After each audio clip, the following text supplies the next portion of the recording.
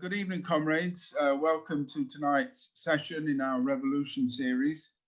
We've got a very good speaker this evening, Rob Sewell, who's just written a book on Chartism, and that's going to be the subject of tonight's talk. Chartism, the world's first working class party. And before we went live, we were just discussing the importance of Chartism, and in particular, the way that previous generations of labour movement activists would have been very familiar with the story of Chartism, the way that that movement developed as the world's first serious working class mass party, and a party that put forward significant political and indeed economic demands as well. And of course, a very influential party in terms of the history of Marxism and of revolutionary ideas. Friedrich Engels and Karl Marx, but Engels in particular, were very closely associated with leading Chartists. Engels wrote in various Chartist papers, and indeed many of his ideas about how the working class might organize were drawn directly from the experience of the Chartists. So it's a very valuable, very valuable movement, some very valuable lessons, I think, to be learnt there. So Rob Sewell will speak for around about half an hour or so, and will outline, I think, the significance of the Chartists, and then we'll go on to questions and discussion. And indeed, that's going to be an important part of the meeting. If you'd like to ask a question or make a contribution, please use the chat box. You can either ask a question, or you can use the participants and the blue hand section. You can use that blue hand mechanism to put your hand up, and I'll call you in. So we'll get on, and I'd like to invite Rob now to begin his talk. So over to you, Rob. Well, thanks, Kevin. This subject of Chartism is of great significance, I would say, for the history of the labour movement in Britain. And I hope that despite the fact we have a short period of time to talk about it, we do a little bit of justice and perhaps whet your appetite to delve into it in a bit more detail, because Chartism, without doubt, without exaggeration, is a wonderful, inspiring, heroic chapter in the history of the British working class, which deserves to be studied, I would say, by all socialists and class-conscious workers. Not from any academic sense, as I'm sure this is the case in relation to all these subjects, but in order to try and learn from these great movements and see what we can discover for today and for the future. Of course, Chartism itself is not widely known, even in the labour movement. In fact, you could say it's been a bit of a buried history. Thomas Carlyle was writing a book about Oliver Cromwell, and he said the first thing they had to do was to dig out Oliver Cromwell from beneath a heap of dead dogs. In other words, you had to try and rescue the real Oliver Cromwell from all the distortions and lies that had been told about him. And I think in a certain sense, Chartism has suffered a bit from this as well. Firstly, we have to try and, understand that the powers that be, because obviously Chartism in the end was a defeated movement, and it's always the victors who write the history in many ways.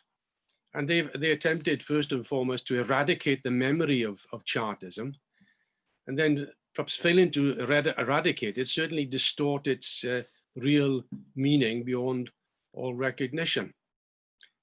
Because today I think you'd find that the popular version of Chartism, and that's held even in the labour movement, is that the Chartists were a movement, a democratic movement based on 6 points. And it was a struggle for the vote and of parliamentary reform. And that was the basic analysis of the movement. After all, they say, that The movement itself of Chartism was based on 6 demands, which is true. They were democratic demands, you know, the right for men to vote at the age of 21, of a secret ballot, of payment of MPs, of the abolition of property qualification to become an MP, of equal electoral districts, and last but not least, we have annual parliaments, something that was never introduced for fear of too much accountability. But obviously 5 out of the 6 of these demands were eventually introduced over a period of about 80 years or so later. But the Chartists, however, didn't see these demands in such a way. They didn't see them as an end in themselves, that the working class would simply be honoured with the fact that they could vote. They could, at least the male sections of the working class could put an X on the ballot paper. They saw the Charters as a means to an end. And that was the decisive thing. They wanted to bring about the end of the nightmare that surrounded the lives of the working class at that time. And what they fought for was a revolutionary reconstruction of society, where there would be no bottom and there would be no top. And therefore, you could say that Chartism was certainly a revolutionary movement of the British working class. In the words of Frederick Engels, that the 6 points of the Charter, I quote, will be sufficient to overthrow the whole British Constitution, the Queen and the Lords included. In the words of the Reverend Stevens, he was a very popular figure in the 1830s and the development of Chartism. He was very bold in language, very violent in language, as a matter of fact, and therefore was very popular amongst the broad masses at the time. He said that, I quote, "If they will not reform this, aye, uproot it all, they shall have the revolution they so much dread." And it was clear that the ruling class at this time were very fearful of revolutionary developments in Britain. I know you've touched on and examined the French Revolution and the impact that had on throughout Europe and also in Britain. You had also the American War of Independence, again, which was greatly followed by the workers in Britain. Even the 1830 revolution in France had an effect. And the ruling class were terrified that the workers in Britain would follow such an example. You could say that the French Revolution, the impact of the French Revolution, was on the lines of the Russian Revolution of 1917 to that generation. It inspired the world, if you like, in attempting to change society. So the situation in Britain in the 1830s and prior to that was one of enormous ferment in the working class, given the social, economic and political circumstances under which they lived. And Chartism was born out of this kind of ferment and was certainly a heroic chapter in the working class. It was born from the early years of capitalism. And as Marx explained, the capitalism came into being, dripping with blood from every pore. And that sort of summed up the horrors of faced the working class at this particular time. If you wanted to go into more detail and wanted to really appreciate the nightmare situation that the working class were under in terms of exploitation, not just of the general working class, but of child labor, of female labor, of women being forced to work down the coal mines. The coal owners were very proud of this because pit ponies could only go so far given the coal seams are too narrow. And they said that women's bodies were more adaptable and they're more flexible, and therefore they could drag these heavy loads underground. And this was the whole of working class family, the whole of working class life was dominated by this severe exploitation of the working class. They lived the life of poverty, of squalor, and of disease, and the life expectancy was extremely low. I think, to my memory, I remember in Liverpool, in Manchester, in the industrial areas, for the unskilled workers, you were talking about your late teens. Even the skilled workers, you're in your 20s. You know, it was incredibly hard life. And therefore, it'd be worthwhile looking at Engels' book, The Conditions of the Working Class in England, written in 1844 at the height of Chartism, published in 1845, in order to get a glimpse of the real conditions in which Chartism developed. Of course, before that, you certainly had an awakening of the working class. It was a struggle for survival. You know, they were raw material, if you like, to be exploited by the capitalists, and they were forced to try and organize as best they could. Therefore, unions were created, combinations, but immediately they were declared illegal by the government. And therefore, these trade unions, the early trade unions, took on a revolutionary coloration. They were revolutionary unions fighting for the working class in the most atrocious conditions, risking, their lives in the battle for the rights of the working class. You had Luddism, where the workers responded, by just trying to destroy machinery in order to protect their livelihood, their employment, and their conditions.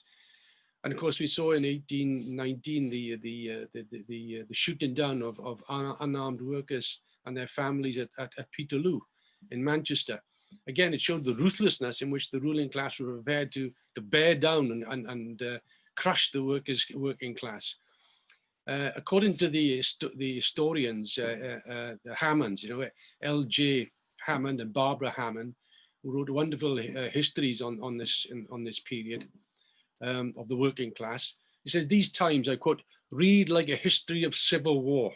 And I think that is an apt description. It was one of bitter class struggle and of growing consciousness. First of all, a class consciousness in the working class, that they formed a class apart from the ruling class and the elite. And even Disraeli, when he wrote this novel, Sewell, recognized there were two nations, the haves and the have-nots, which dominated the whole of society. And that was the very clear-cut description, I think, of the plight and the position of the working class.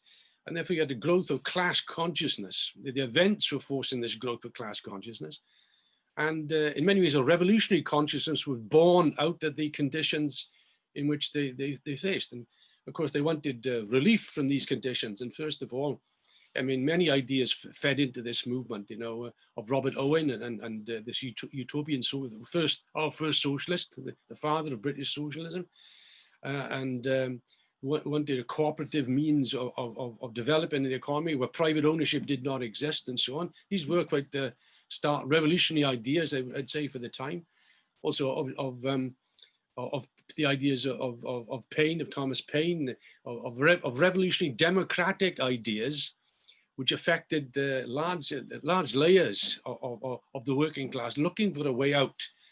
And as a result, of course, at this time, the government and the state was dominated by the landlord interests in particular, and the industrial bourgeoisie, who did not have direct control over the situation.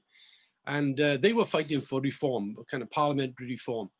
And they managed to bring on board the working class, that this was a united struggle on behalf of everybody for democracy and their rights of the workers and so on. Of course, when the government was forced to introduce the Reform Act of 1832, this was a complete betrayal of the working class. They were denied the vote.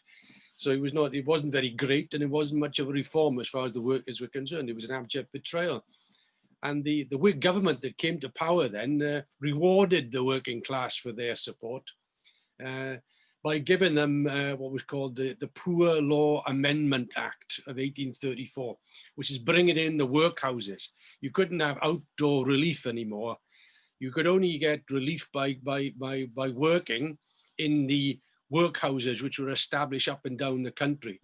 And the whole philosophy was that these houses, these workplaces, would have far, far greater difficult conditions than anything you'd have outside in normal work. And that was hard enough, of course. And yes, they became, instruments of extreme deprivation. And you even had one episode in Andover, where the inmates of this poorhouse in the workhouse in Andover were so starved that one of their conditions of work was to break bones, and they actually fought over after breaking the bones, they fought over the rotten marrow that existed in the bones because they were so hungry. This brought out a real scandal about, how these workhouses were run.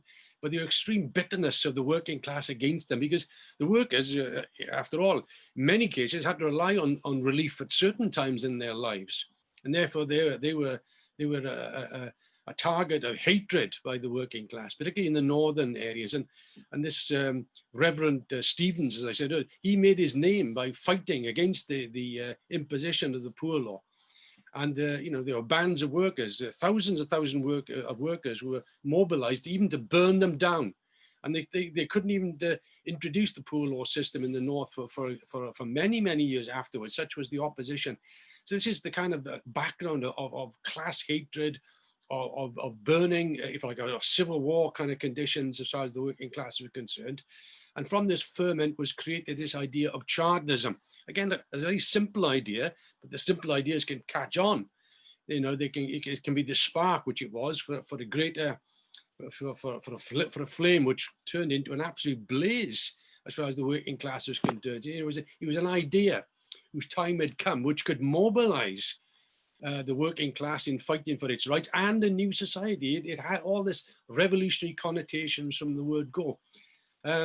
Of course, it had nothing to do with today's kinder, gentler politics. It was one of class against class, to quote the famous phrase of Ernest Jones. It was bitter class hatred against the Whigs and the Tories and the landlords and the capitalists. And there was a fierce class independence, if you like, that was emerging at this particular time, reflecting itself in Chartism, which was the first independent working class movement of the workers, for the workers, by the workers, ordinary working people organizing.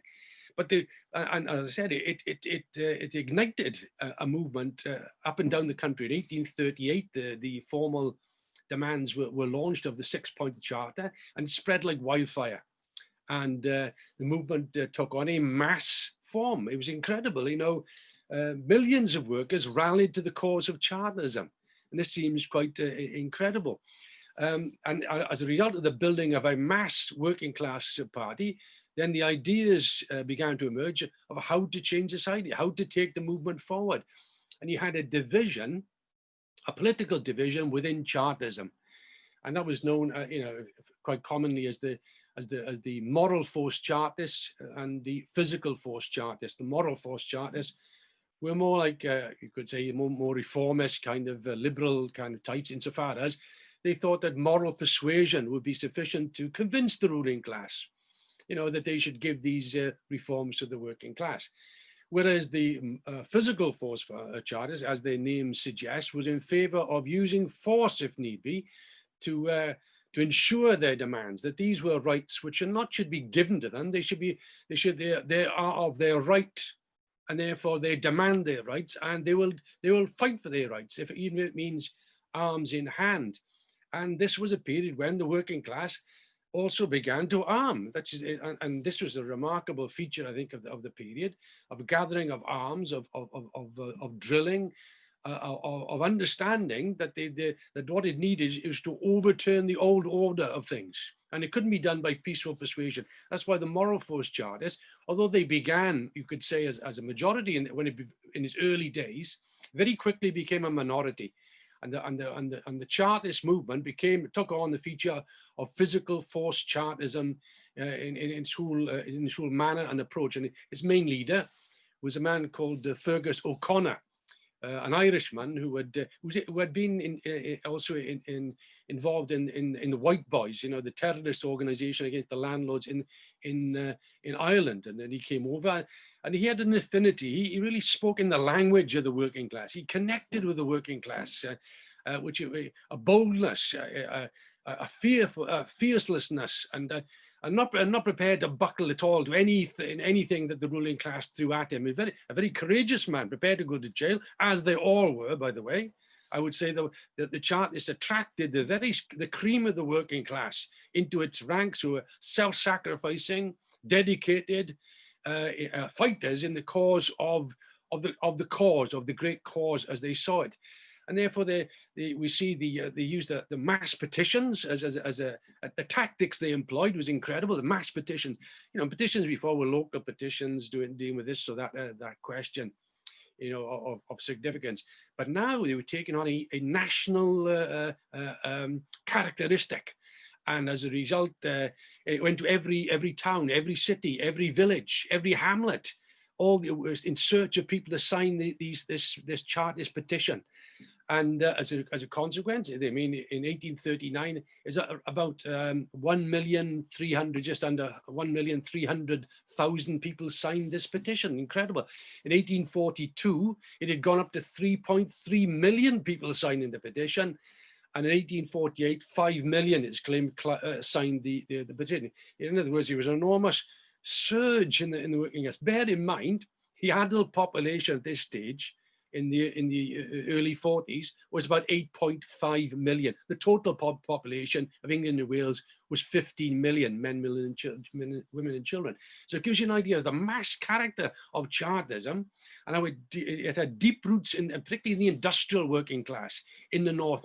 All the factories which have been set up, and because the working class have been in a stage of formation. You had also the Irish immigration, because again in the mid 1840s, because the famine in particular, even prior to that, coming into the towns and cities in Liverpool and London and elsewhere in search of work. In fact, the Chartist leaders, many of them were Irish actually, and as I think Marx said, the red blood of revolution flows through Celtic veins. As a Welshman, I think I'm proud of that one. But it was an incredible situation, really. They wanted to have a convention, like the French. Let's have a convention, an alternative parliament of the working class. But to do so, they need to hold mass meetings up and down the country to elect delegates to this convention. And as a result, this is what they did. And it's a startling feature in all these main industrial areas in the north in particular. But, wherever the working class, they had meetings. And they were mass meetings. You're talking about, meetings in Manchester, where you had 500,000, 500,000 people turning out, on the hillsides outside of Manchester to listen to the Chartist speakers. And the speaker were fire and brimstone. They were revolutionary speeches. The more revolutionary, the more they were welcomed by the masses that turned out from the factories, men, women, children, after work coming, and these were in the dark, like tonight, with torches. You can imagine 500,000 people with, yes, thousands, tens of thousands of torches. It was like a spectacle you could never imagine, really, and a revolutionary fervor in these meetings.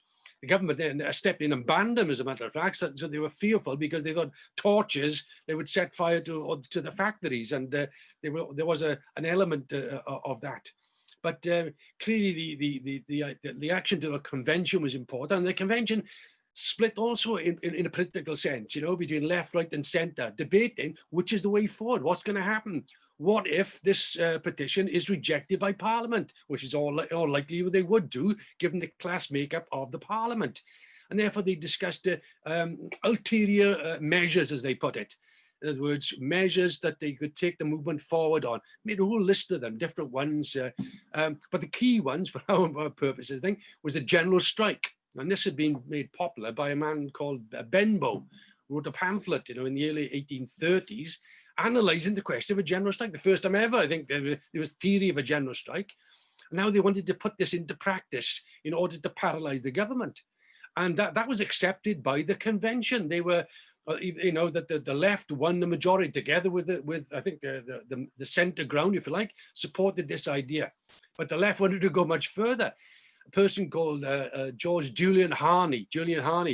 He was a very young man, and as was pointed out, I think earlier, he met Frederick Engels. He was the one of the sub-editors of the Northern Star, the Chartist newspaper, and he was in favour of a mass march on Parliament of 1 million people to surround Parliament, and if they didn't concede to the demands of the Charters, they should be arrested and thrown in the Thames. They'd made no bones about it.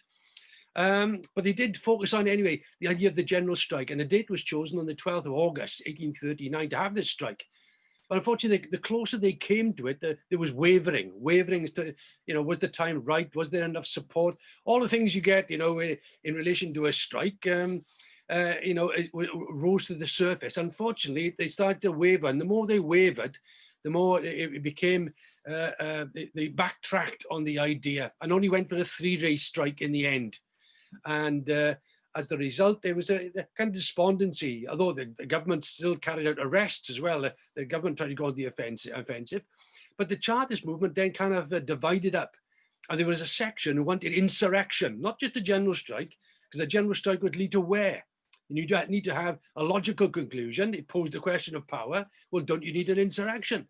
And there were those then who carried this particularly into Wales. Wales was a hotspot, if you like, of Chartism, and particularly physical force Chartism, because the colliers and the iron workers, which dominated those particular areas. And they sent a man down from London called Henry Vincent, who was a mild man. In fact, he was a moral force Chartist, and then he got infected by these ideas of physical force, and he got convinced. And he gave revolutionary speeches, and as a result, he was arrested and taken to Monmouth prison. And there was a plan laid, and it was a broader plan to have an insurrection in Britain, in Derbyshire, in the Midlands, in Sheffield, but also in South Wales. And they saw this as the starting point. And there was a man called John Frost, who was a key figure. He was a key figure in Newport. Newport was a very important juncture, if you like, for trade and so on at that time. And they believed that they could, if the colliers and the Chartists could seize Newport, they could march on Monmouth, release Vincent from jail, and this would be the beginning of an uprising through whole of the United Kingdom. That was the idea behind it. Of course, we don't know the ins and outs because it was kept secret. There were so many spies employed by the government at this time to try and hunt down the revolutionaries that they had to be very quiet about it. But 20 to 30,000 miners and iron workers marched over the hillside on the 3rd of November down towards Newtown. Unfortunately, the government did hear about what was happening, and they reinforced through police and troops. They arrested some Chartist leaders and held them at the Westgate Hotel. And when the Chartists arrived a bit late, actually, because the conditions that they faced in the wintry conditions on the mountainside in their march, instead of waiting really and gathering their forces, the advance guard decided to try and release their comrades. And that was a fateful decision. That they were basically faced the guns of the soldiers. And as a result, it said officially 22 people died. There were probably more than that because people were taken into their houses and so on to escape persecution, etc. And therefore there was a bloody defeat, if you like, for the Chartists when these people were mowed down in cold blood. That put an end to the insurrection. The leaders were arrested, which was John Frost. You had Williams and Jones, of course, good Welsh names. They were arrested, two of the other leaders, and they were put on trial for treason, and they were going to be hanged, and they were sentenced to be hanged, drawn and quartered. By the way, this was the way they dealt with people, of course, there was a massive outcry amongst the Chartists themselves, and a big movement of the Chartists themselves, and they managed to commute the sentence to transportation. Although transportation was a very nasty exercise. It was taking you all the way to the other side of the world to a prison colony in Tasmania, which most people, well, not most, but there were a number of people died on the way, and the way they were treated was also horrific. And the government went on the offensive, arresting people. O'Connor, the other people were arrested and put on trial and so on and so forth to suppress the movement. Out of this was born the idea of a political party, by the way. In 1840, they changed the Chartist movement into the National Charter Association as a political party. the first working class revolutionary party in history. And that marks it out as something completely different. You could go on to 1842, which is a turning point, because in 1842 a strike broke out in Manchester because of the attempts to cut wages, and there was a depression at the time, and the bosses were cutting wages, and it led to a strike led by John Pilkin, and he himself was a Chartist. And when sections of the workers went on strike, they cheered for the Charter, cheered for the Northern Star, and cheered for O'Connor. And as a result, it started to spread. And the reason why, I think, fundamentally, there'd been a whole series of propaganda or agitation carried out in the factories for a whole period beforehand. So it wasn't just simply a spontaneous movement. Things had been prepared, but it spread like wildfire. Flying pickets occurred, if you like. Picketing went on extensively, and most people come out and work in droves. And the strike spread from the Midlands to the north, to Scotland, down into Wales, down into Cornwall. It was the first general strike in history from that point. But it was a political general strike, because they came out not only against wage cuts, but for the Charter, which is an important point. Incredible, a political general strike. The Chartists were meeting at the time, but they didn't really know. They were taken by surprise, the Chartist leaders. They didn't really understand what was going on at that moment. They did, and they supported it, but they didn't know where to go. And a strike can't just keep on going. You know, there comes a time where you either go forward, and a general strike can only take power. There's nowhere else it's going to go, or it retreats, and it did retreat. And with the retreat, then you had further government repression throughout in 1842, 1843. Huge arrests were taking place at that particular time. But it showed the revolutionary fervor in Chartism and the mass support it had in the country. And the government was terrified that it's going to lead to revolution. And it could have well have led to a revolution. Don't know, that's just sure. But the leadership didn't fully know how to grasp how to take it forward, if you like. They were anticipating the movement, and you can't blame them. They were pioneers. They didn't know fully. They didn't have Marx. They didn't have Engels. They didn't have Marxism at that time, or any of the other scientific ideas. So they were in the dark a bit, but nevertheless, they were feeling their way forward. That led to a bit of a lull in the movement, as you could expect. And the next real surge of Chartism was in 1848, which is part of, I think you've had the discussion on it, of the European Revolution of 1848, which inspired the working class in Britain to end. And again, a huge revival of Chartism at that particular moment. There was drilling, there was arming of the working class. There was a national guard established, in Scotland and in the north, of Chartists in order to fight for the demands. It was an incredible, real fervor movement. As I said, the petitions in 1842 and in 1848 were rejected, as you would expect. But in 1848, in April the 10th, the Chartist leadership tried to organize a demonstration and a march, a procession to Parliament with this 5 million signed petition. But the government had prepared. They weren't going to make the same mistakes as 39 and 42. They weren't going to allow it. And the Chartists were a bit taken aback. They were, I think you could say, they thought it was going to be a game as usual, business as usual.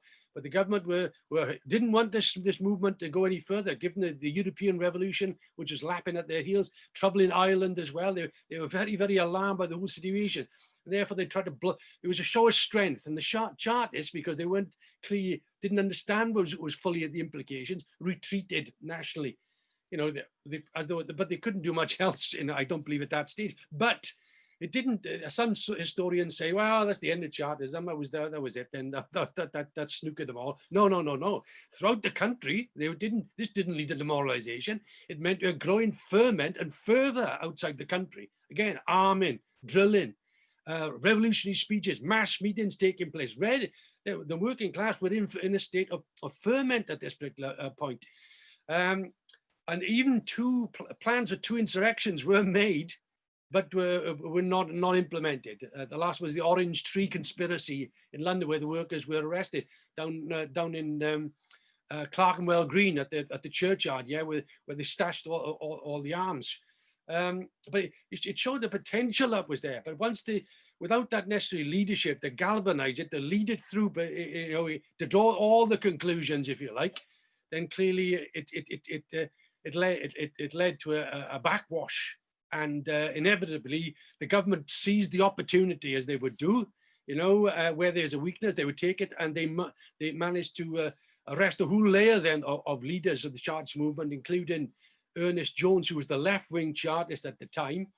Although even then, the Chartist movement although it began to ebb, it started to draw even more socialist ideas, actually.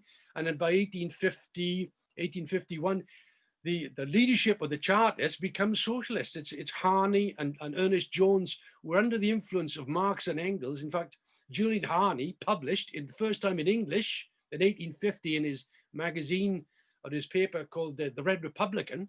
He published the Communist Manifesto. It was translated into English and published for the first time.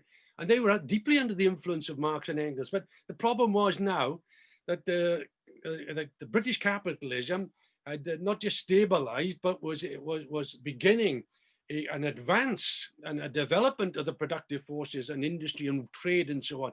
It started to grow and develop.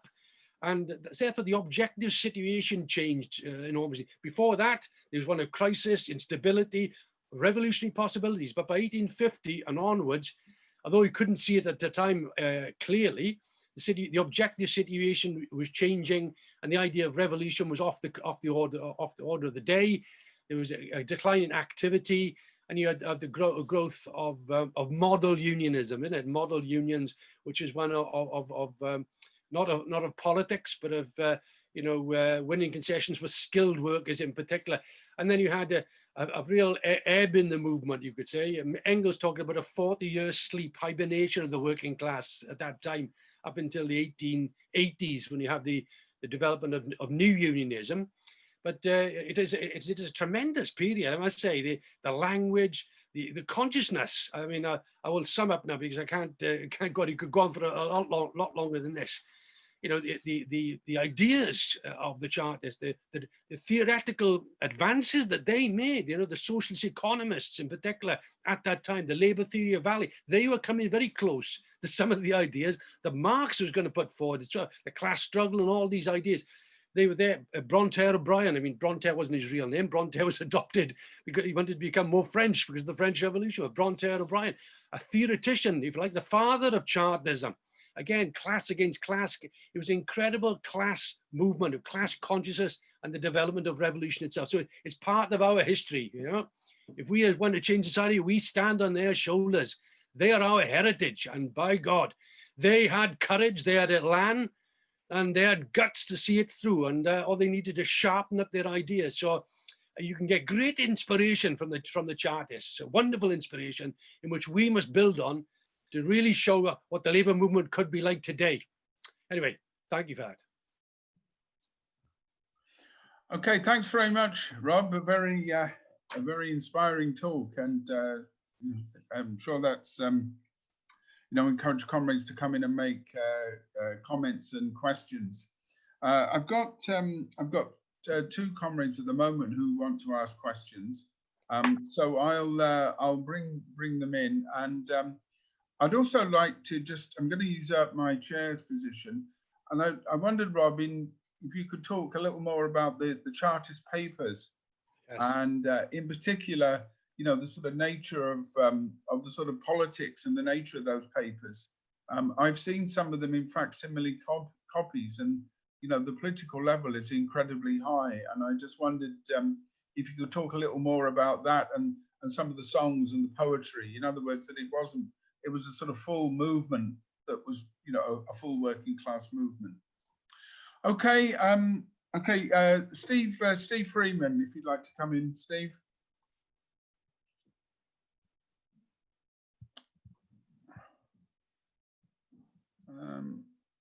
So there we go. I've done it. There we go. Okay. Yeah, Rob, that was absolutely fantastic and inspiring. And I'd like to just reference Trotsky on this, because Trotsky, in his writings on Britain, says that we get our inspiration. He mentions Cromwell, and we did look back at the English Revolution of the 17th century was one of the first things that we did, and of course the Chartists. he said you could learn all your tactics and what you need to know from the Chartists. And so I think that's a really important thing. Now, I wanted to do a shout out for two things and then just make a political comment. The shout out for one of those things is that kind of flag you see behind me, which has got a green and a red in it. And the Chartists had a flag that was green, white and red. That's not got white in it. But part of the inspiration was the Chartist flag. And it links it into the idea of the French Revolution that did shape the politics of Britain, of England and Wales and Ireland in the early part of the 19th century. It was the French Revolution that was a kind of inspiration for that. And the second shout out I want to make, of course, is for William Cuffy, but probably not really that well known, who was the black leader of the London Chartists. And he was stitched up by agents provocateurs. He was a Republican as well. He was stitched up and then he was sent off to Australia or somewhere. I'm sure you know the details of that story. But that's, again, it's a very, very interesting, a bit of knowledge about William Cuffy is very, very important. So the political point I want to make is this, which I want to concentrate a little bit on the relevance of Chartism for today, which as well as the inspiration and all those examples you've given, because I think there's something in the Chartist method that was revolutionary, because what they said was, we need democracy in order to have social reform. Democracy has to come first. And although their democratic program was quite limited in many ways, the idea that they would get democracy, that would give them power, and with that power they could change society, I think is still a fundamental matter of relevance today. And of course, as you said, it was well, it wasn't a Republican movement. It was unofficially, I think you mentioned that it was against the monarchy and the House Laws and things like that, but it wasn't officially a Republican movement, although it clearly had a Republican wing to it. Now, you can see the Labour Party is almost flipping that thing on its head, because what the Labour Party says, you don't need to change democracy in society. We've already got so much great democracy already that we don't need to bother with that anymore. And you can simply elect your MPs and you can get social reform without democracy. But I think the Chartist method is the correct method. That if we're going to change society, we need the democracy that we don't have. And so I think there's an argument to say that with the decline of the Labour Party, I still think that's what's taking place. We almost ought to doubly negate it. In other words, flip the whole thing up and get a new Chartism. Get a Chartism today, i.e. a Chartism that starts with democracy and says, until we start to democratize our society, we cannot get the social reform or the social change that we need. So it's almost like we need a new kind of Chartism. Obviously not asking us to have universal suffrage, since we already got it, but another different set, a modern set of democratic demands that has got to be at the very front. It's like the double negation. In other words, Labour negates Chartism and then we doubly negate it and we get back to a different kind of Chartism that's relevant for today. In other words, more like the politics of Tony Benn, where he argued that we need to have a Republican approach. And only by having a democratic republic could we begin to bring about those changes. And that's what the Labour Party doesn't do, hasn't done, has never done. And it's where we need to be today in our crisis of democracy that we're undergoing. So I think that's what we got to think, a kind of Republican Chartism. And the Left Labour Alliance, its job for me is to make the Labour Party into a kind of Republican, more Chartist kind of party than what the Labour Party is historically. So it's a big task. So I think there's, in other words, I'll finish on this point. It's very inspiring. All of what you said to us is not only inspiring, but we have to sort of get the essence of it and bring it back into our politics now. It's relevant today. We have to find a new, higher form of Chartism, more advanced Chartism, and maybe it's back to that Republican route that you spoke about that was there in the first place. We have to dig that, and that helps us to go back to what Trotsky said, go back to Cromwell, go back to Chartism, link all that together, the democratic revolution of the 17th century, the Chartist movement and the working class, and we've got a politics for today. Thanks, Steve. Just before I bring in the next speaker, a couple of comrades in the chat have asked about reading lists, and Rob has supplied us with a reading list, and that will be going up on the educational pages in the next few days, along with some reading for the next couple of sessions. Okay, Tina, if you'd like to come in now. Thanks. Yeah. spotlight myself. That was fascinating. Thank you very much, Rob. It was a really good session. I did like your little hint on compare that to the labor movement today, because it's been pathetic, hasn't it? Since the suspension of Jeremy Corbyn in particular. I mean, it's been pathetic before, which of course led to the suspension, how it became possible. But the distinction between, you know, the moral persuasion Chartists, that did remind me of the Socialist Campaign Group and their tame statements they're putting out. Wouldn't you kindly, Mr. Starmer, would you kindly let back our Jeremy Corbyn into the Labour Party? You know, what? How is that going to make? How is this going to succeed? It has no chance of succeeding, and it won't. And in fact, you know, he's probably going to be expelled. John McDonnell is the next on the list, and you can go down the list of MPs who refused to stand up in the last 5 years against the witch hunt, and now they're being punished in the same way that the thousands of members were punished. But that was quite interesting. Also, of course, the comparison to today, when you know 3.3 million people signing a petition. That's not like clicking on a keyboard, is it? That's like going around, organizing, speaking to people, mobilizing them, and you know, in a proper way is absolutely fascinating. The idea of it. Their 6 demands were actually the 6 chief key demands were actually almost all met, weren't they? Eventually, apart from annual elections, which I was going to mention quickly. Of course, they didn't call for full suffragette, full suffrage. There was just the male ones. You know, they weren't quite there to fight for women's suffrage. You know, can't blame them too much. I don't think anybody was there at that time. But payment of MPs, I think, was one of their main ones, and you know, full suffrage, and that was what that was eventually won. The only one that wasn't implemented, as I understand it, is the annual election, annual parliamentary elections, which is something that is quite an interesting idea, actually. I wonder what your view is on that issue. At the time, they, as I understand it, they put it forward as a demand that would stop bribery, that would stop short-termism, that would stop people just being elected to fill their own pockets and basically, you know, change things for themselves and then sit on their ass for 5 years or 4 years or however many years a term was, and basically do nothing for anybody apart from themselves, which, you know, sounds a lot what's going on, like what's going on today in Parliament.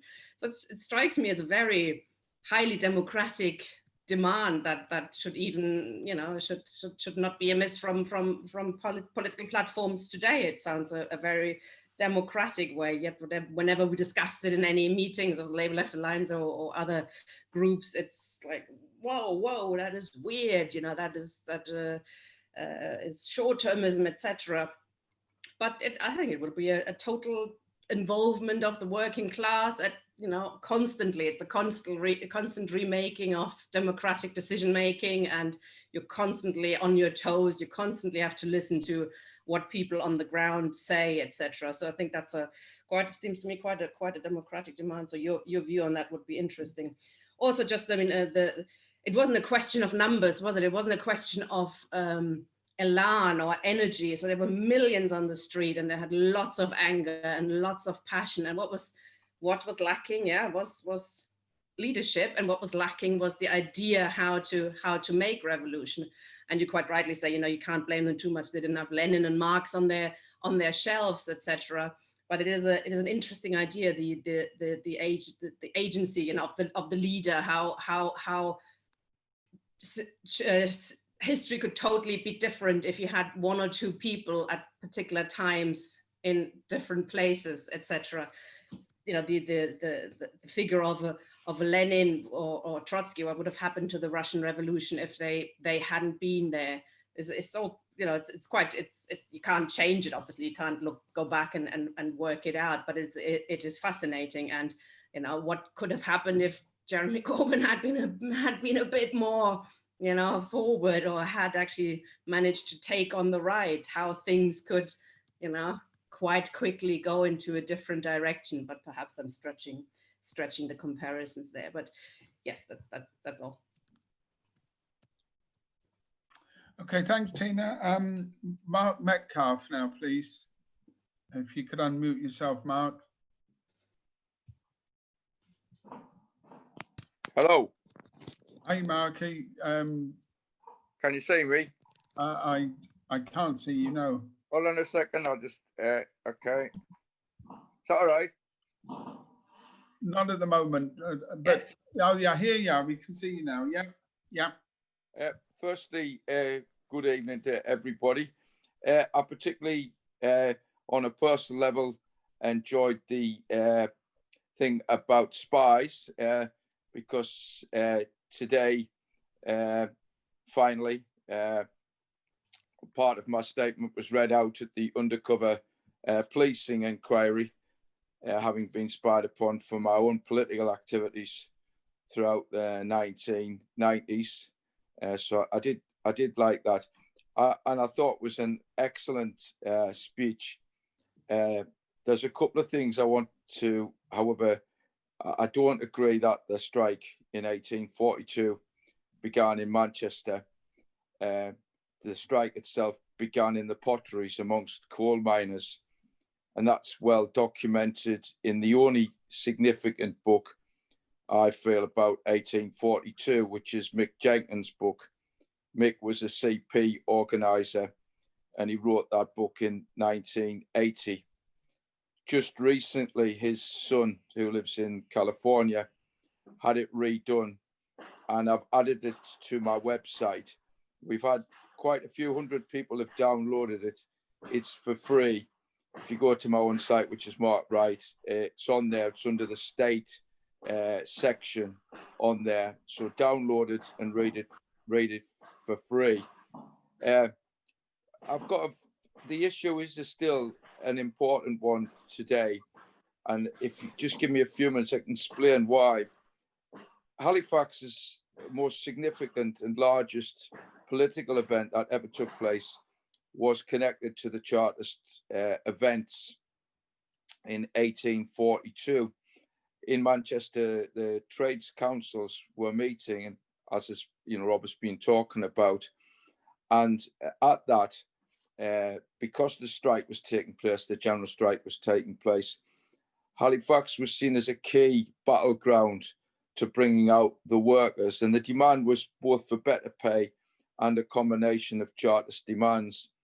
And so what happened is people tramped over the Pennines to Halifax and actually took out the plugs, and they prevented the mills in Halifax being worked. And this was very, very important at that particular period of time. The following morning, what happened was that the crowd, massive crowd for Halifax, 10,000 people had camped overnight on Skircourt Green, just outside the town centre, realised that the people who had been arrested, the prisoners, were going to be taken to York. This is not a sort of dry subject where you get taken and you get put in, you get taken home. The taking of those prisoners to York meant that they would be killed, or they would be by default killed more slowly by being transported to Australia. And so the crowd sought to rescue those prisoners. A number of the dragoons were badly handled. They were certainly given a pretty difficult time, but not one of them was killed in essence. It could be argued that that was a mistake, in fact, not to have killed them in terms of what came next. And what happened was that after they dropped off the prisoners and they came back into town, the dragoons, the crowd went back into the town, where the order was given to fire on the crowd, and a minimum of 6 people were killed. These events are covered in Catherine Howe, who was quite a famous actor in the 60s, to be fair, lassie from Halifax who lives in the Cotswolds, in her absolutely excellent book called Halifax 1842, A Year of Crisis. Now, I'd lived in Halifax for a decade before I knew anything about this, and since then, I've organised a number of events. Those first events, we had the local MP, Holly Lynch, speaking alongside me. They were all very friendly events, but as politics has developed and myself and Holly Lynch have not become best friends, culminating a couple of weeks ago, where she agreed to abstain on a bill, which would, in the spying case, have given the right of spies who spied on me in the 1990s to legally kill me. You can perhaps accept why I find it quite difficult to work with such an individual who should be no nearer the Tory party, perhaps the current Tory party, should be nowhere near the Labour movement, should never be allowed in the Labour movement. Anybody who backs such a situation is on the way to fascism. Let's make no doubts about that. And never mind the situation about Jeremy Corbyn. The Labour Socialist MPs themselves should be urging that anybody who agrees with the situation abstains on a bill which gives the right of people to spy on people like myself, who were basically working against coppers who were killing local community members in Halifax and against rank and file workers, has no place in the trade union or Labour movement. You know, as far as I'm concerned, they're absolute scum and should be driven out of the Labour movement. And that would always be and has always been my political position on this. We've now been seeking for some time to get a plaque put up in Halifax, and we have succeeded in gaining permission for that plaque. We had £100 from the CLP. I didn't actually attend the meeting. At the moment, I find it very difficult to work with some of these peoples. Daniel Whittle, who's my ward secretary, he proposed it, and his union branch has also donated 250 quid. We've subsequently got 4 young people who are doing a research project to put together a booklet on the events on Chartism and on 1842. And the plaque will be unveiled hopefully next year when it's safe to do so. So people will be invited to come along to that. I hope you can do it. It goes down as one of those events, again, which have been hidden from history, hidden from the people of Halifax. We have a huge statue in the town to the Duke of Wellington's regiment, but nothing up to 1842. So I feel very passionately about this. And, you know, I think fair play to anybody who's continuing to raise this as a subject.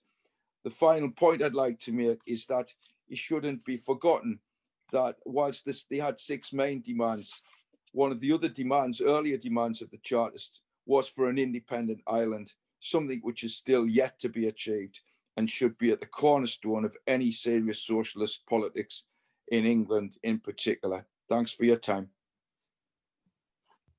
Thanks very much, Mark. And Mark's included the website addresses for those books in the chat column. So if you have a look there, you'll be able to pick up the details.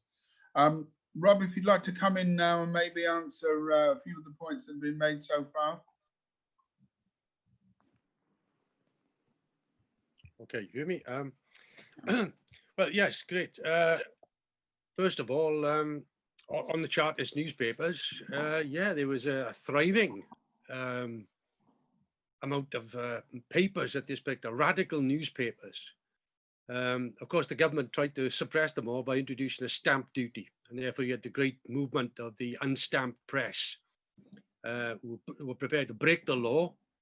And again, I mean, I know comrades have made some parallels with today, but you know, whatever you think of these young pioneers, and you can say, well, I made this mistake or that mistake, you can't take away the courage of these people and how they're prepared to put their lives on the line, prepared to go to jail for principles.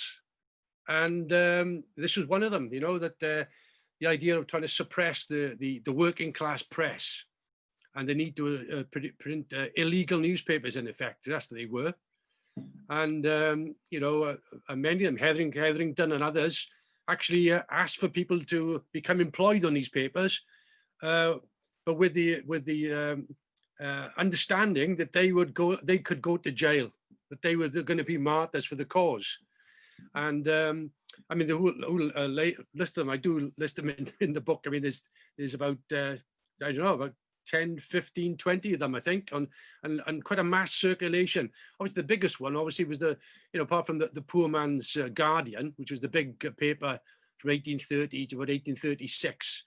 But the other one there was the Northern Star, you know, set up in 37. by O'Connor. And that by 1842, that had got a circulation of 40,000. Now, when you consider that each newspaper would be read by 10 other people, you're talking about then, something like 400,000 circulation of that particular paper alone.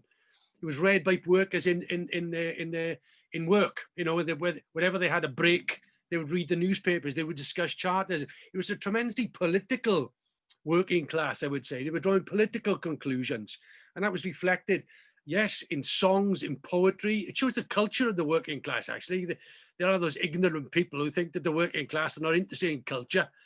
And yes, poetry was an enormous vehicle for, starting, if you like, well, many times you could say, from Shelley, but obviously before that, the great political poetry of the time, which exposed the rottenness of the ruling class, and also galvanized the mood of the people, which followed these songs and poems and so on and so forth.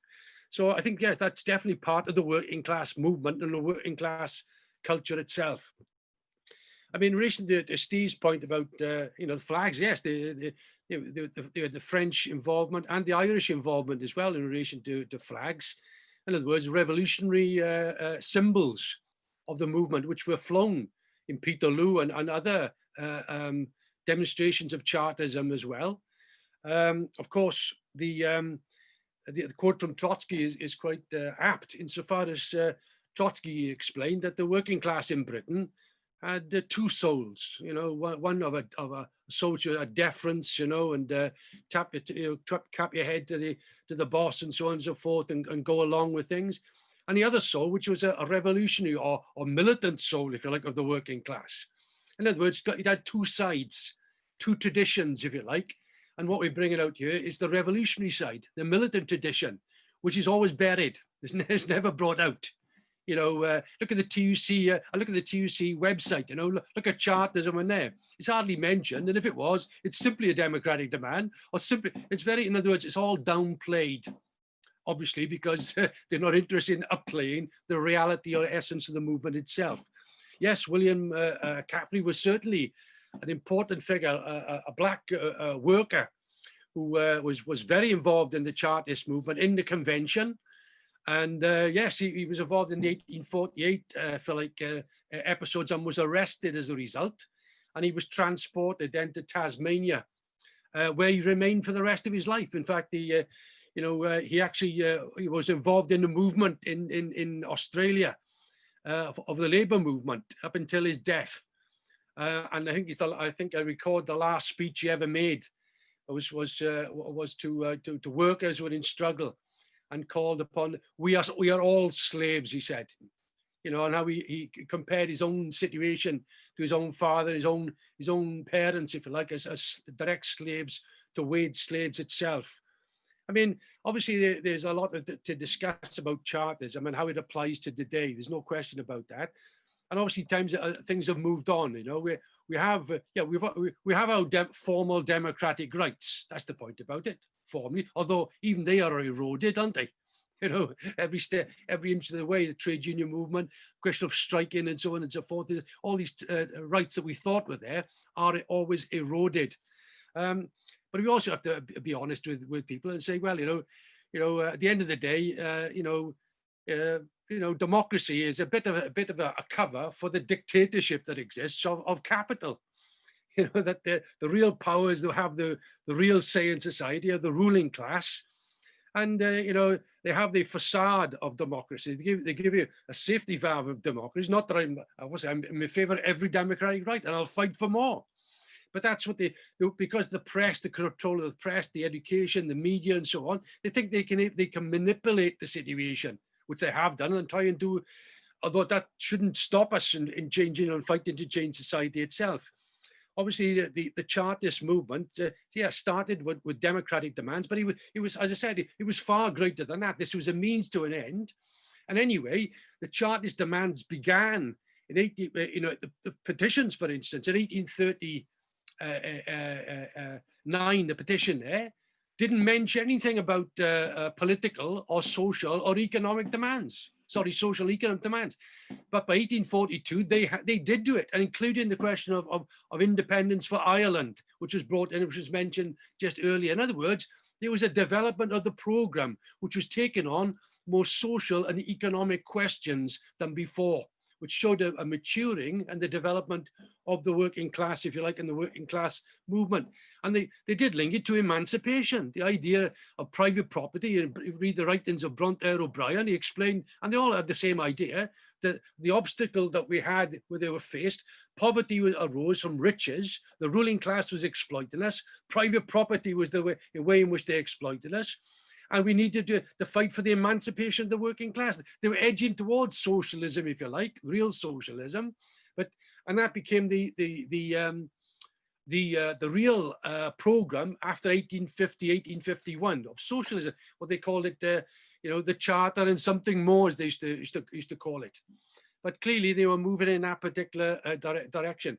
I think the ideas of the crown, the monarchy, well, we're all in favor of the abolition of the monarchy, the abolition of the House of Lords. These are relics of feudalism, although they're used by the capitalists in order to try and, and will be used as reserve weapons, if like to a radical Labour government.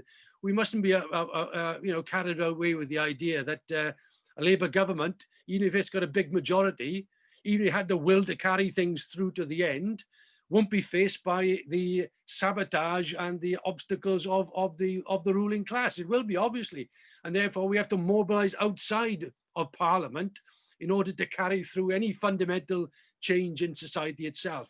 But I mean, abolition. That was Tom Paine's idea, wasn't it? You don't have to go back pre-Chartist movement. Tom Paine, get rid of the monarchy, get rid of all this trappings of these privileged elite, of the sirs, of the peerages and all the rest of the crap that we've got, get rid of it.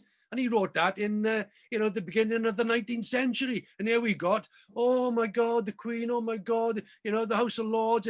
What talk about the deference of the working class, the bending to the power and the morality of capitalism. In other words, you're playing the whole game rather than saying it's a sham and calling it a sham, calling it as it should be called out. So I think that, yes, we have a lot to learn, of course.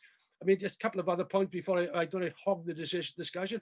The question of women's votes. By the way, it's true that the Charter didn't contain the right of women to vote, but that was debated about. In 1836, when the Chartist movement began, 1836-37, the left of the Chartists, and that's Harney, Julian Harney, and the London Democratic Association, who wanted to organise women, by the way. It was the moral force Chartists around Lovett, who were against women joining the Chartist movement, and they banned women joining the London Working Men's Association, at that time.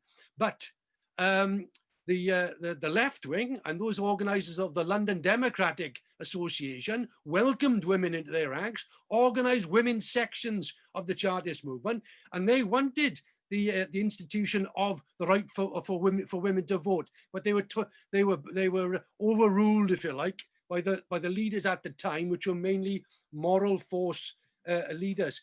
But of course, accountability is very important. Annual parliaments, well, you might be, if you haven't got that, well, it's all about stopping corruption, stopping careerism. That was the end. That was the real idea behind it. And all I would say is, if you can't do it in society, they should be doing it in the Labour Party. If the Labour Party represents the interests of the working class, which it should do, then these MPs we've got, or anybody who's got a position in their movement, should be elected with a right of recall. That brings, yes, automatic reselection of MPs. That's democracy. Let the ranks decide on this question. But they also shouldn't be on big salaries, in my opinion. They should be on the salaries of ordinary working class people, the average wage of a skilled worker. Why the hell have 80, 90,000, whatever it is now? I mean, in other words, careerism is a cancer in the movement, in my opinion. In the Labour and the trade union movement, it should be rooted out. Unless the Chartists never had that rubbish. They didn't have careerism, and they were prepared to sacrifice everything. That's the motto of the Chartists. They sacrificed their lives for the cause. These people are not interested in sacrificing anything when it comes to their salaries and their perks and all the rest of it. So I think the idea of getting rid of of careerism is vital. And last point of Marx, I agree with you, Mark. By the way, you might be right on the potteries and where the 1842 strike began. I'll accede to that. There's no problem about that. I just got it from secondary sources, not all of them, of course. Staybridge, they say it was started at, but I'm prepared to say fair enough. Main thing is it began, and the lessons from it was the working class moved towards power, and it was called the plug plot strike, because they went around removing the plugs from the boilers, which brought the factories to a close. So yes, I mean, there's such a rich history in Chartism that we can learn from today, because we've gone backwards so far. And our task is to reconnect with the real feelings of the original founders and pioneers of the working class movement. You can't go far wrong on that one. Okay, thanks, Rob. There's a question in one of the chat boxes. Zbigniew says that in Nottingham, there's a statue to Fergus O'Connor, who was the MP for Nottingham, but he'd like to know more about what Fergus O'Connor achieved in Parliament, and perhaps maybe a little bit about his career would be useful. And then Matthew Jones, I think you wanted to come in and make a point as well. So if we could get Matthew in now, please. Hi, can you hear me? Yeah. Okay, right. Okay. Yeah, I think I mean, I've really enjoyed the presentation, but I think there's some general points. I mean,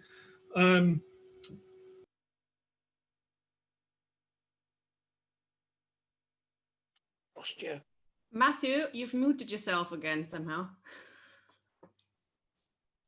How did that manage? Okay, is that better? Yeah. I just turned off the box. I unmuted myself, turned off the box. Anyway, of course, Plekhanov, as the founder of Russian Marxism, as he was known, actually wrote a book on the question of the individual in history, which is worth looking at. In terms of the Chartism and the rise of a political workers' movement, which I mean really very important today is of course I think throughout history what we're seeing is that this sort of politicized movement is the default for the working class, that actually it's then subverted, but the question really is for Marx, actually of course that when the workers move, they move politically and not merely in terms of economism or whatever else. There's a political impact to it, and there are political demands. And obviously, in many ways, going beyond the Chartists and going towards questions of demands for power, and really, it's then a process of concession by the ruling class and the use of imperialism and so on to concede to sections and buy off sections of the working class, and actually to prevent and remove the political element of the organisation of the working class. It becomes increasingly important, and we see this. I mean, both in terms of, as you say, the organisation of skilled workers, and then of course, particularly the labour movement itself, through to the First World War and beyond. But of course, this political basis of the workers' organisation is taken out in a deliberate process. And I think one of the things actually comes out of the Corbyn experience is that actually how deep rooted that is, and how much of it under supervision and controlled and so on and so forth is the process within the Labour Party itself, and how deeply the ruling class views that as being important to it, to keep that from being expressed. You see it also in terms of Lenin's battle against economism, saying, well, the working class has to be political. And I think it's now for us to say, this is what we have to draw out. Say, well, really the workers' movement, the unions, political party has to be the expression of the political requirements of the working class to take on the capitalist class and propose its own form of society. To propose a socialist society as key, And I would be interested to know, in terms of the Chartist thing, you're saying, okay, the politics was largely on the basis of suffrage and the organisation of workers and strikes and so on and so forth. I mean, in general, when you've had that sort of movement in terms of, historically, what you've also seen is workers taking hold of the means of production themselves, one way or another, but either through factory committees or occupations or any of that stuff. And it would be interesting to see, is there any of the expression of that within the Chartist movement? Because, obviously, as I say, subsequently, throughout history, generally, you've seen that, an effort to take over the factories, etc. I think that will cover it. Thanks. Calling me in or not? Okay, thanks, Matthew. Are there any other comrades who want to come in? I'm monitoring both the question and answers in the chat. Kevin, there's Mike and Anne. Okay, all right. Mike, in you come. Yeah, okay, thanks. Don't forget you, Mike, leaving you out. Yeah, well, yeah. I've got 3 points I just wanted to raise before I go on to my main issue. From the point of view of sort of what Mark said, it's worth noting that Sir Keir Starmer is generally described as a human rights lawyer. What a joke. Secondly, on the question of women's issues, through women's suffrage, etc. When I joined Reading Labour Party in the 1970s, I moved to Reading, and at that time we met in the Reading Labour Club, and women were not allowed to be members. It's quite staggering. Yeah, I mean, my partner at the time sort of pointed this out to me when I was going to meetings there. And Kevin, you sort of noted to me about Cuffey, came from Medway, came from Gillingham. It's worth noting also that we have a statue to Lord Kitchener, and we have a statue to Mr. Waghorn, who sort of pioneered the tried to pioneer the Northwest Passage. But we have no statue to William Cuffey. There's a lot of talk in Gillingham about Adams, who pioneered trade links with Japan. But nothing about Cuffey or any other working class leaders who came from Medway, which does have quite a strong working class organisation history. But the point I want to ask Rob, discussing the 6 demands. Yes, the annual Parliament is one that. It's about accountability, obviously, but the other 5 demands are easily accommodated and have been accommodated over time by bourgeois democracy. They were sort of basically, they may have seemed revolutionary at the time, but as capitalism developed, they were easily accommodated within it, and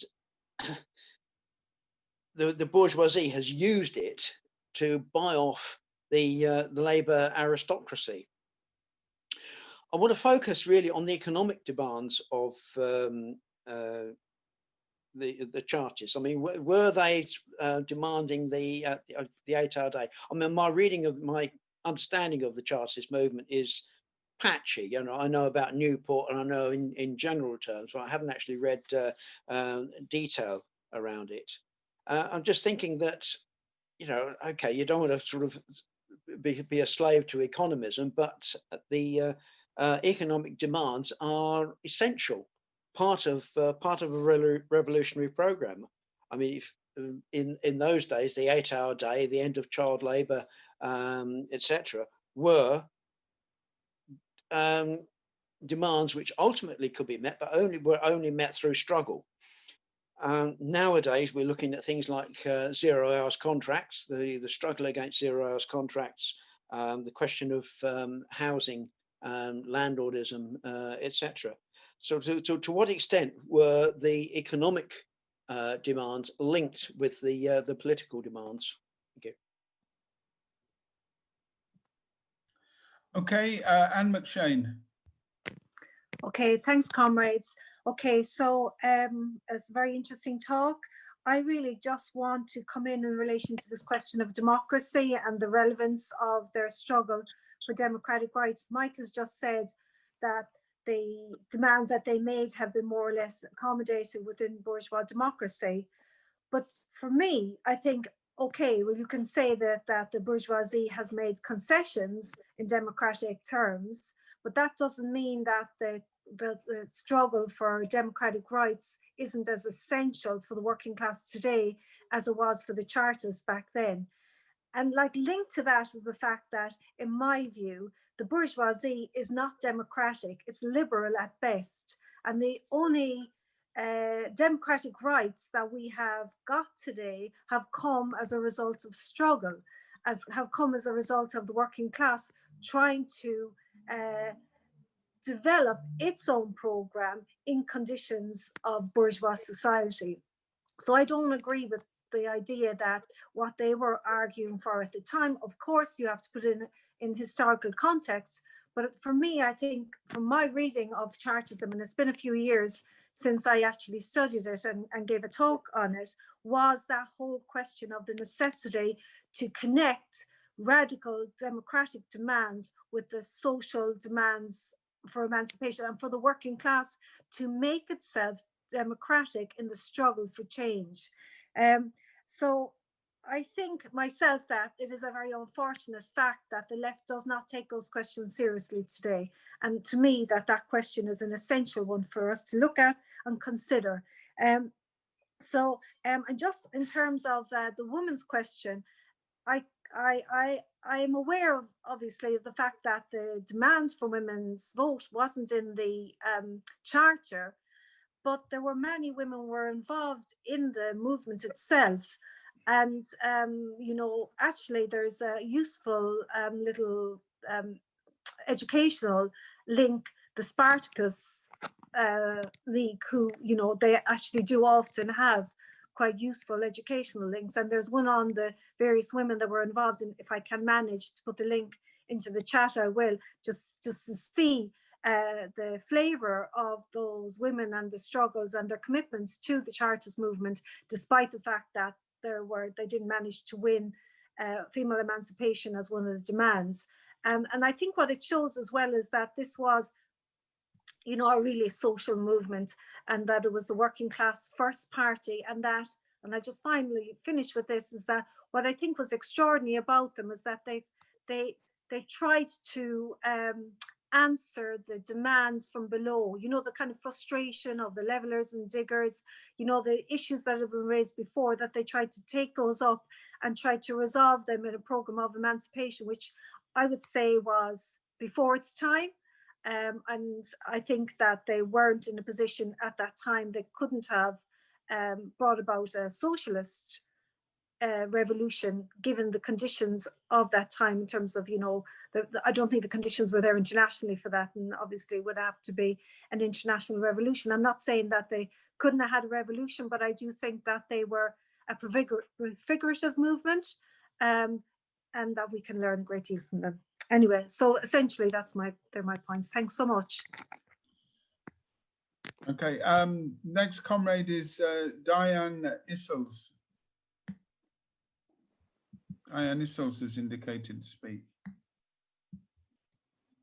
Oh, yeah. You can hear me now? Yeah. Yeah. Okay. Marx and Engels were both concerned with environmental issues and nature, and I don't know whether it's Marx's term himself, but he wrote about the metabolic rift, and concerned about environmental degradation, pollution, and the effects on working people. To what extent were the Chartists and the revolutionaries around that time in the 19th century concerned with the environmental issues? Okay, thanks, Diana. And Mark Metcalf. Yeah, hiya again. Noting the point about the economic demands, one of the successes of the Chartist movement was surely the introduction of the Factory Act of 1844, for which there had been a sort of factory inspectorate agreed in the 1830s. But this was really the first policy put in place to try and control, to some demands, capital. So in the past, it had all been about young workers, and it did succeed in restricting women's work. It's still a long time, to 10 hours per working day. So it had some success, and it was true, wasn't it, that the Chartists later on went to be involved in forming things like cooperatives and involving themselves in the trade union movement. So they took their political experiences into those organizations that took place. There were many women workers involved in the Chartist movement. I made a short documentary piece somewhere on my site, I can't find at the moment, about what happened in Halifax in 1842. And there's a piece from the Leeds Mercury which talks specifically about the women going up to the Dragoons and challenging them and making it difficult for them to operate during that particular period when they were trying to kill people. And one thing I particularly liked in traveling around the north is to see the earliest that I can see plaque. It's in Ramsbottom, to the local women's society, and that was put up in 1824. And it's clear that women were involved in the Chartist movement. And in her book, Dorothy Thompson on Chartism, she talks about the fact that the history of women involved in the Chartist movement has never really been properly told. And she urged people, or historians, to continue to look at that. Finally, apart from the Halifax thing, Catherine Howe put out a new book. It came out just this year on London 1848, and it showed how it had been up to get it out for 2018. Publisher couldn't be found, so it did come out this year. I have got a commitment from Unite that they will allow me to use their meeting room free of charge for a public event to launch that book when it's safe to do so. So Catherine will be coming down to speak in London about the book and to talk about what had happened in 1848, where the Chartists were blocked going to Parliament and things like that. And her books are a sort of combination of fact and fiction. She's a storyteller, so she interweaves those stories in the thing. And she's a very fine writer. Catherine's by no means, I would describe her as a socialist in that respect. So she just likes telling stories, and she tells them well. And because, as I said, she was a very good actor herself and other stuff, she does make a connection, I think, through the work that she does. And, you know, I'd certainly recommend, if you get the chance, to have a read of her stuff. And as I said before, the Mick Jenkins book on the 1842 is on my site. Please download it. That's what it's there for. His son wants it to be read, and I want it to be read, and that's all. And if you can get plaques up locally to your, for these events, there are plaques up, have gone up in the last few years to Josiah Heap, who was killed in Stoke during this period. There's plaques up in Blackburn, Preston, where there's actually a series of statues to what happened to people who were fighting for the vote. It was made reference to Staley Bridge. You know, so there are a few places where these brave people are publicly commemorated, and quite rightly. But make no doubts about it, if you do set out to do it, there will even be now people who will not want these things ever to be mentioned, and a large numbers of those are Labour MPs. right-wing Labour MPs do not want people to know that the military and the police and others have killed the citizens of the towns that they represent, because they are in the pockets of these people. Thank you. Okay, thanks, Mark. Well, I think we've had quite a good discussion and very good introductory contribution from Rob. So I'm now going to ask Rob to sum up and to maybe respond to the questions and draw out some of the main themes. So over to you, Rob. Okay, well, I think it's been a very good discussion. Lots of good points raised clearly.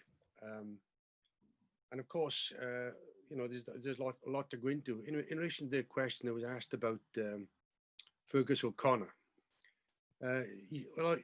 O'Connor himself, he was like a born workers leader, you could say, really. You know, his presence, his physical presence, he was always 6 foot tall, very, very commanding presence, had a very loud voice, and which was very important in those days, where there was no, you know, any other means of getting your views across, apart from, you know, bellowing to crowds. But he connected. His whole demeanor. He identified with the working class and took on their language, but also praised them, encouraged them.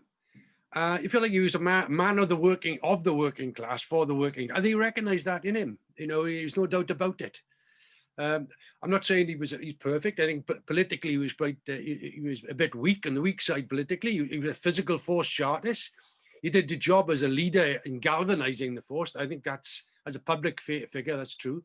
And the fact that he won an election, you know, in Nottingham in 1847, the end of it was incredible, given the fact the electorate was so restricted. He managed to win an election, and he went to Parliament, and his main contribution was the defence of democratic rights in Ireland. That was his main thing, because at that time you had the death of David O'Connell, who was the leader of a kind of right-wing leader of Irish nationalism, who hated the Chartists, as a matter of fact, and didn't want Chartism in Ireland. And with his death, O'Connor began to step up as the voice of the Irish people, particularly in the plight of the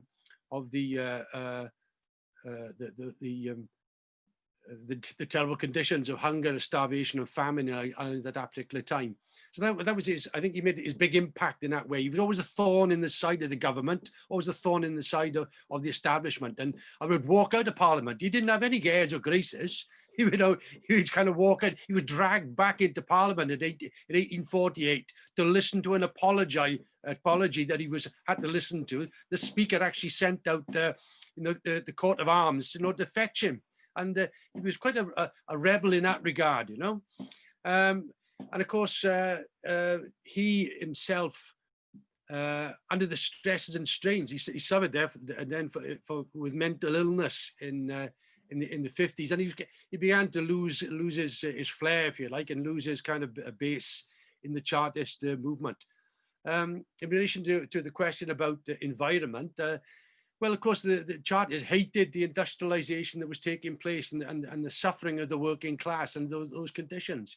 I mean, it was a hellhole. You go to any of the cities, they were polluted, disease-ridden. I mean, indescribable conditions were existing. No amenities of the working class, overcrowding, foul conditions. So, and of course, people wanted to escape from that. And the Chartists, including O'Connor, put forward the land program, you know, the land plan, which is the idea of going back to the land, which was perhaps not one of the best ways. It was a bit backward looking, but that was the idea. Let's go back to the golden era of when we were on the land, when we you know, not in these hellholes of industry and so on. So they all looked in that kind of direction. Of course, yes, on the economic front, I mean, they were fighting for the 8-hour day, but people introduced into Chartism what they wanted to introduce to Chartism, as a matter of fact. There was one Trowbridge Chartist who got up at the meeting and said, we're not fighting for bread. We are fighting for roast beef, plum pudding, plenty of strong beer by working 3 hours a day. And the audience were delighted. And what they were fighting for was a better life, against capitalism, in effect, against private ownership. And obviously these ideas fed into Owenism. Owenism, the ideas of Robin Owen dominated quite a lot, the ideas of the leaders of the Chartist movement, together with the socialist economists. They were another feature, of anti-capitalist feeling. They adopted the theory of the labor theory of value, that all value comes from the labor of the working class. And therefore they say, well, why should the capitalists take the value from the working class? Where does profit come from? And all these things, in other words, they were a direct challenge to capitalism. The whole movement was an anti-capitalist movement. There's no two ways about it. It was a revolutionary movement, and it was growing and developing with social, economic demands being put forward. But the whole idea was a better life. And the only way they get it was to do away with this government, the government of the Tories or the Liberals. They were no good. We want a government of our own, of working people. So they were looking towards, if you like, a revolution in that regard. Others more advanced, like Julian Harney and Ernest Jones, were socialists. They were Marxists, if like the early Marxists, if you like, in many ways, with their collaboration with Marx and Engels. So they saw things very further than others. But the problem was the time they got into the leadership of the Chartist movement, the objective conditions had changed in Britain itself. That the British economy was developing and going forward. British capitalism was developing, the world market that they created, the empire they got. And it's true, they developed an aristocracy of labor. They could, in other words, they could give certain concessions because the enormous wealth they were winning over. They could give certain concessions to a layer of the workers to buy them off, and that's what happened really after with the decline of Chartism and the growth of model unionism, as it was called. And that it was a feature, again, for the next 40 years. They were able to do that. The ruling class in Britain, after all, dominated a quarter of the world. Huge profits were being made. They were therefore to give them certain confidence and stability, which they didn't have in the 1830s. The instability then, stability in the 50s, 60s, and 70s, and that provided them with a certain room for maneuver. Unlike the ruling class today, which can't even see further than his own nose, they had more confidence in understanding where they could maneuver themselves, and if you like, create an aristocracy of labor to lean upon. They could introduce, of course, they were also introduced reforms were introduced by threat of revolution abroad. The 1830 revolution in France affected the situation in Britain. 1848, 1847. 10-hour Act was introduced, although that was retreated upon and then reintroduced later on, and so on. Even the American Civil War, which I think the Civil War, which you're going to discuss in the future sessions, that had an impact in the 1867 extension of the vote in Britain. So they're all linked in different ways. The pressure of the working class, pressure of international events, pushing the ruling class to give certain concessions, and the fact they wanted to buy off certain leaders. And the ruling class in Britain is quite skillful. They first of all try and destroy a movement. They tried to destroy the trade unions, but they failed. But then they had a policy of trying to buy off the leaders. And that's what they wanted to do. Same with the Labour Party. They tried to destroy the Labour Party, cut the fundings and so on. They failed. But then they tried to buy off the leadership in various forms. They're very skilled in that regard. And that's what they were able to do. The right wing are backed 100% by capitalism and the rule of the capitalist in Britain itself. Just to reiterate, the importance of women were involved in the Chartist movement. At different levels, and they did go to prison. They were on the front lines. They did the picketing. They threw the stones. They challenged the police. They challenged the army. They were very involved. I got a chapter in the book I wrote on the question of women's involvement in the Chartist movement. It was a family occasion. The men and the women joining together in fighting for, yes, a new life, a new society, and fighting for their emancipation. And that's why I think we have to, if you're going to say draw something of it as well, I would say Well, you know, the Chartist demands are outdated now in that sense, aren't they? You know, they've been accommodated to by capitalism because they were able to do it at this point. Now they're superseded by a socialist program, which is the main things you draw from Chartism, the movement towards social and economic demands. In other words, they wanted to do away with private property. They wanted an egalitarian cooperative society. That can only be come about in this time and age with a socialist program, a socialist plan of production, and so on and so forth. Of course, in the 1840s, they were moving, and they had elements of workers' power. In 1842, in the strike, which was mentioned, you know, there were huge meetings of tens of thousands of workers gathering every day in order to decide, you know, what factories would close down. Committees were established in 1842, which gave permission for food, for supplies, and even for capitalists, whether they could work or not, whether factories are going to open or not.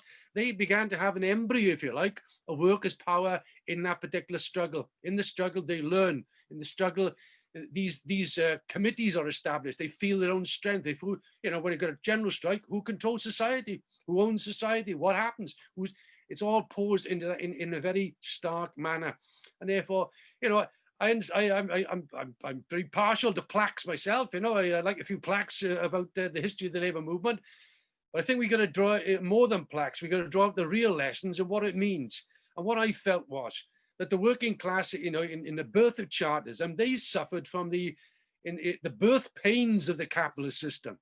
Whereas now today we are suffering from the death agony of the capitalist system, the limits of capitalism compounded by this pandemic, which they can't do anything about, or they're incapable of dealing with because of private ownership and private profit and so on.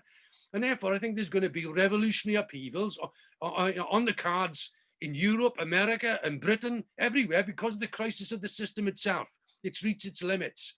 And therefore, the Chartists, we can look to the Chartists, yes, for the tactics, for strategy, and build upon it. Yes, with Marxism, that gives you scientific explanation. It develops those ideas. It learns from the past. It enriches our ability to understand where we're at. So I think the Chartist, although we stand on the shoulders of the Chartists, with their courage, with their enthusiasm, with their determination, we stand on their shoulders, but we have a socialist program. We stand for a socialist revolution in Britain and internationally as the only way to accomplish a new world which the Chartists were fighting for.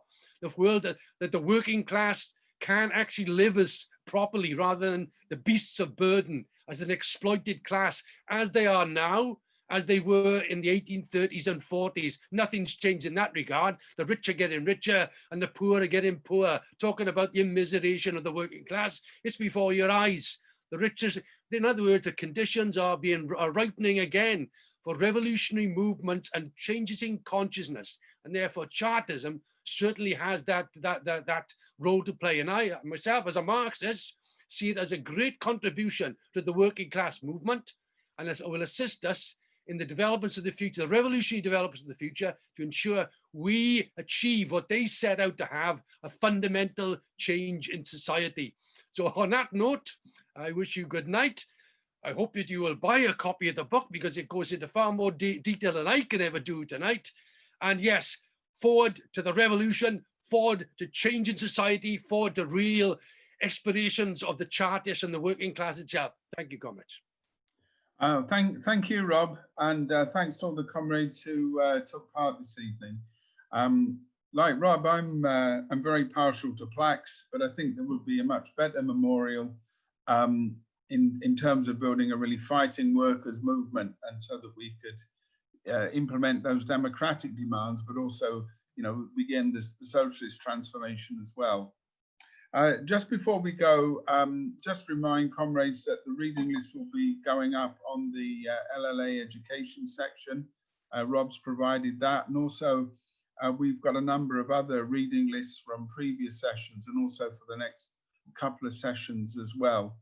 There's just a reminder as well that next week's session will be about the development of socialist ideas from the 1840s onwards, particularly the work of Marx and Engels and some of the earlier early socialists. And then in succeeding sessions, we'll be looking at the struggle against slavery and the Civil War in America, looking at the development of the first international, the Paris Commune, and then the development of the second international. So there's still a lot of important sessions to come, but thanks very much. And thank you, Rob. And I look forward to seeing the comrades again next week. So, okay, so good night. Right.